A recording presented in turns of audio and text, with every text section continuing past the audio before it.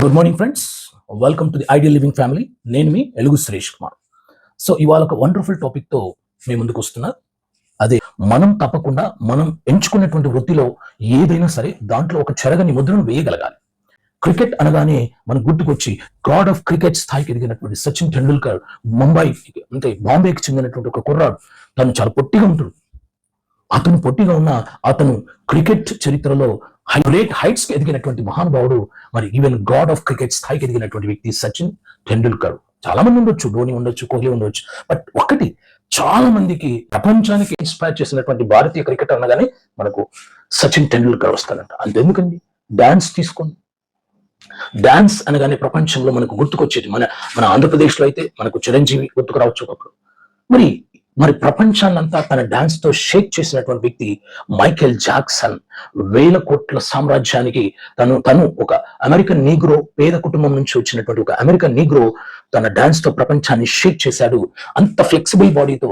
వాళ్ళ నాన్న చిన్నప్పుడు తిట్టేవాడు, నువ్వు ఒక అందవిహీనంగా ఉన్నావు, నీ ముక్కు బాలేదు, నువ్వు చాలా మరి వికారంగా ఉన్నావు అని తిడితే తను ఆ కసితోనే, వాళ్ళ నాన్న తిట్టినటువంటి తిట్లతోనే, కసితోనే ఎదిగి మరి ప్రపంచం గర్వించేటువంటి ఒక డాన్సర్ గా తన బ్రాండ్ ను తను క్రియేట్ చేయగలిగారు.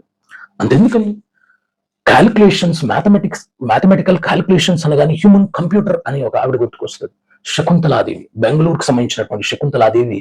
మరి 13 సంఖ్యలు అంటే 13 డిజిట్స్ ఉన్నటువంటి మరి 2 నంబర్స్ ని మల్టిప్లై చేయడానికి మనకైతే ఎన్ని గంటల టైం పడుతుంది. బట్ కేవలం 28 సెకండ్స్ లో ఆ ప్రాబ్లమ్ ని సాల్వ్ చేసి, మల్టిప్లికేషన్ చేసి గిన్నిస్ బుక్ వరల్డ్ రికార్డ్ సాధించిన కంప్యూటర్ కన్నా తొందరగా ప్రాబ్లమ్స్ ని సాల్వ్ చేసి, కంప్యూటర్ తో పోటీ పడి ప్రాబ్లమ్స్ కు సొల్యూషన్స్ ఇవ్వడంలో ఉంది కాబట్టి ఆమె హ్యూమన్ కంప్యూటర్ అంటారు. ఆమె ఎన్నో అద్భుతమైనటువంటి రచనలు చేసింది అనమాట. శకుంతలాదేవి ఫజిల్స్ అని, అంటే ఒక హ్యూమన్ కంప్యూటర్ గా బ్రాండ్ క్రియేట్ చేసినటువంటి వ్యక్తి మన ఇండియన్ మరి బెంగళూరుకు సంబంధించినటువంటి వ్యక్తి. అంతెందుకని ఇంజనీరింగ్ ఫీల్డ్ అనగానే ఇంజనీర్స్ డేగా సెలబ్రేట్ చేసుకుంటున్నటువంటి ఒక ఇంజనీరే సర్ మోక్షగుండం విశ్వేశ్వరయ్య. ఆయన కూడా బెంగళూరుకు సంబంధించిన వ్యక్తి. The father of Indian engineering స్థాయికి ఎదిగినటువంటి ఒక ఇంజనీర్ వృత్తికే ఒక ఇన్నోవేషన్, ఒక క్రియేటివిటీ తీసుకుని వచ్చినటువంటి వ్యక్తి మరి మోక్షగుండం విశ్వేశ్వరయ్య. హైదరాబాద్ వరదలు వస్తే మునిగిపోయేది. అలాంటి మూసీ నదిని మరి అంటే ఆ మూసీ నది వల్ల వరదలు వచ్చినప్పుడు మునిగిపోయేది. దాని నుంచి అంటే ఆ వరదల నుంచి కాపాడడానికి ఒక అద్భుతమైన ప్లాన్ తో అక్కడ ఒక డ్యామ్ కట్టించినటువంటి మోక్షగుండం విశ్వేశ్వరయ్య తన ప్లాన్ అక్కడ ఆ వరదలను ఆపగలుగుతుంది మాక్సిమం అనమాట.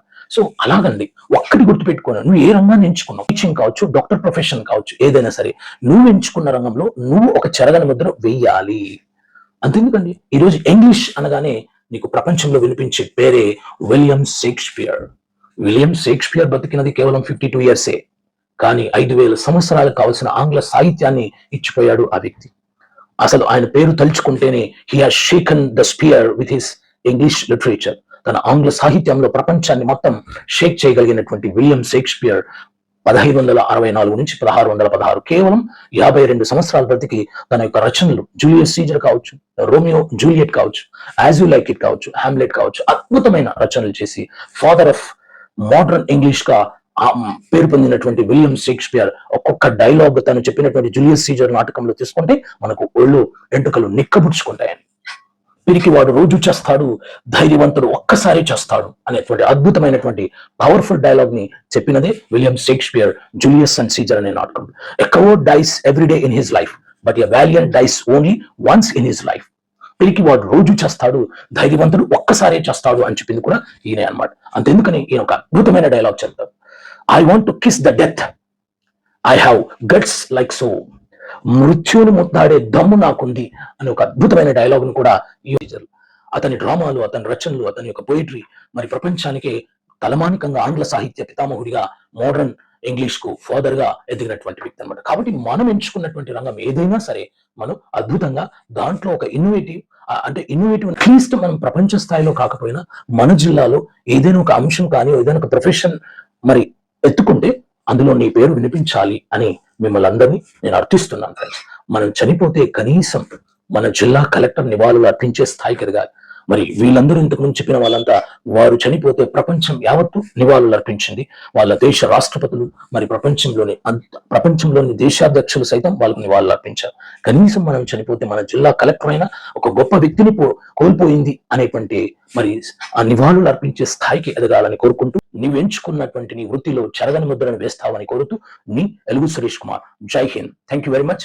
కంటెంట్ నచ్చితే మీరు తప్పకుండా లైక్ చేయండి, షేర్ చేయండి, మీ ఫ్రెండ్స్ షేర్ చేయండి, and very very important subscribe చేస్తూ అండ్ కామెంట్ కూడా చేయండి మీకు ఇంకా ఎలాంటి వీడియోస్ కావాలి. Okay, thank you very much. Bye, see you, have a nice day.